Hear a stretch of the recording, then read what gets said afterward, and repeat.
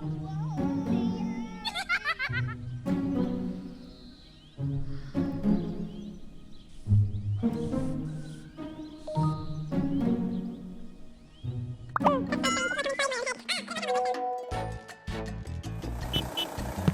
dah balik.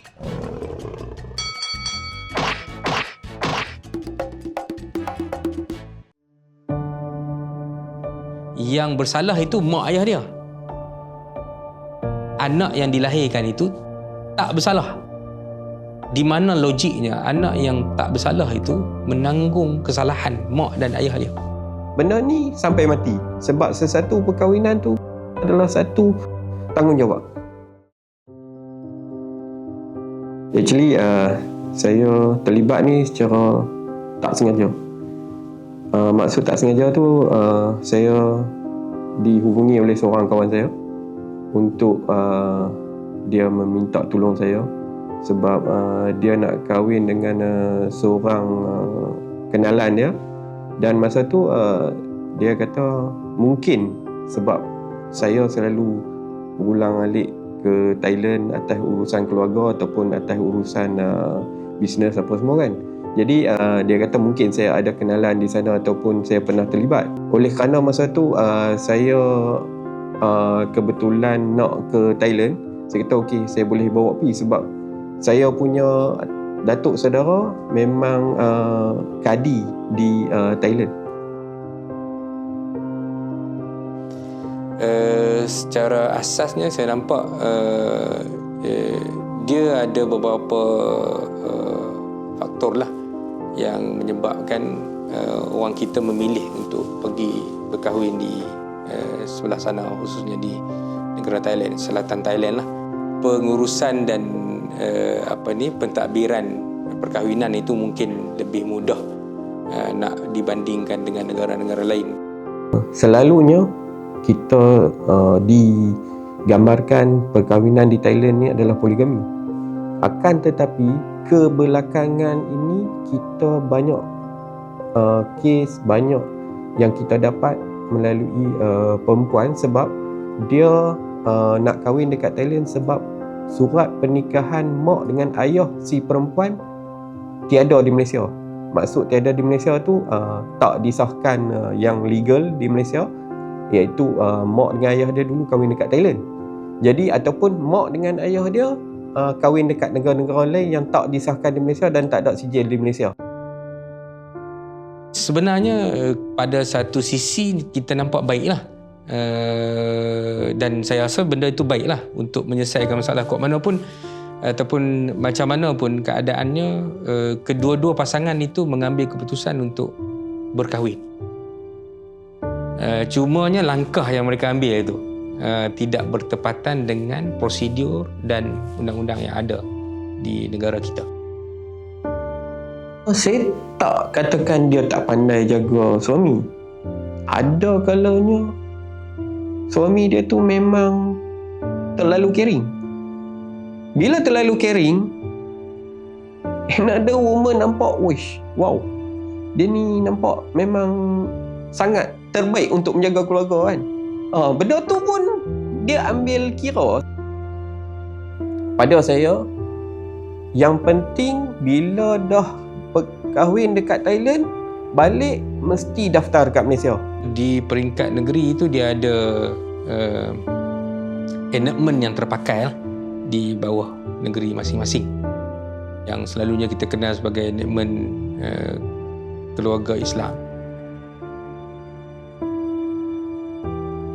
Package tu dia fleksibel, bergantung kepada bajet. Saya pernah menguruskan sampai dia habis sampai 30,000.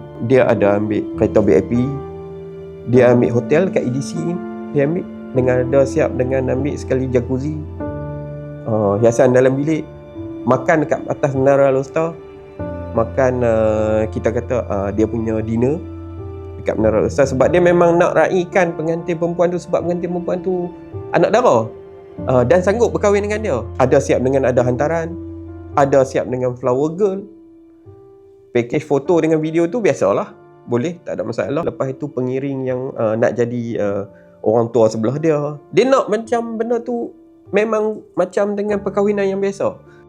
dalam konteks perbincangan hukum fiqh, isu ini dia bukan sesuatu yang mendapat kata sepakat dalam kalangan fuqaha lah kan.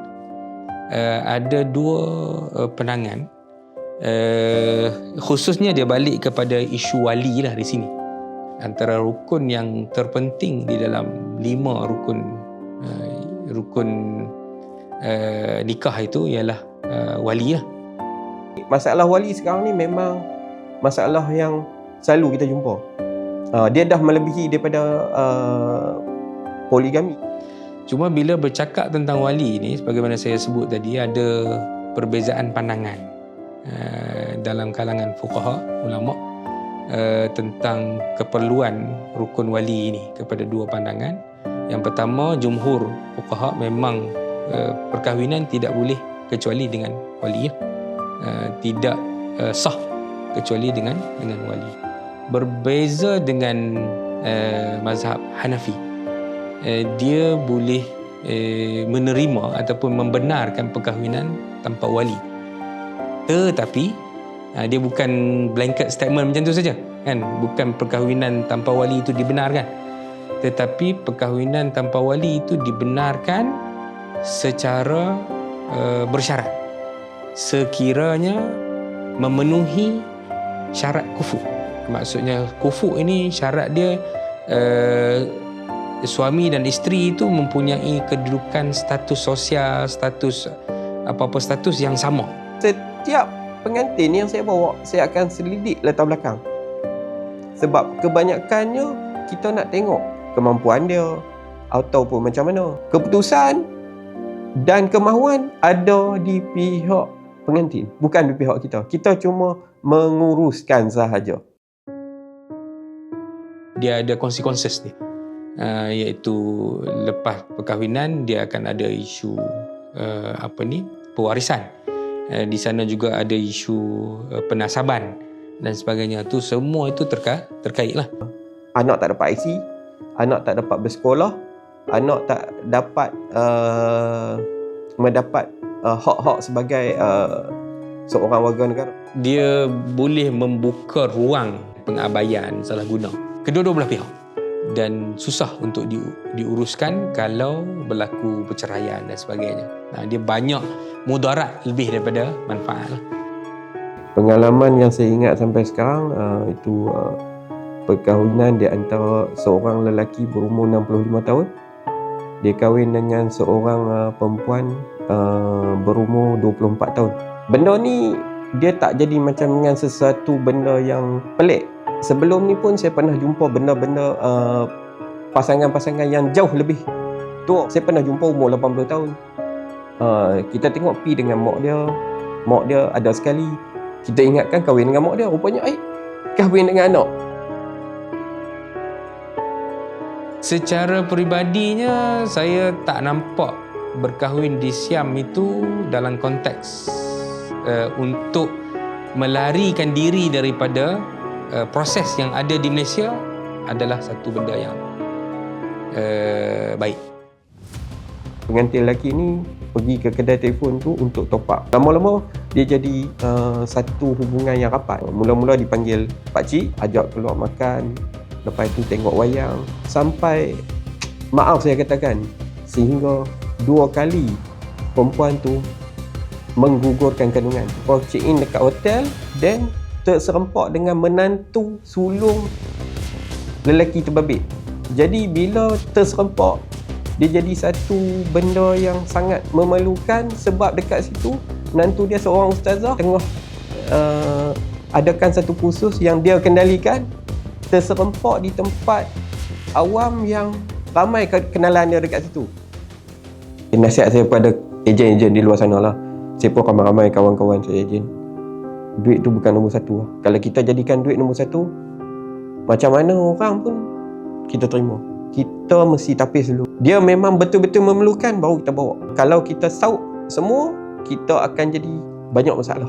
Pihak agensi agama negeri perlu meneliti benda ni jugalah kan, dalam usaha untuk kita menguruskan pendaftaran perkahwinan dan sebagainya, nikah, cerai, rujuk dan sebagainya ni, tanpa menyusahkan tersebut.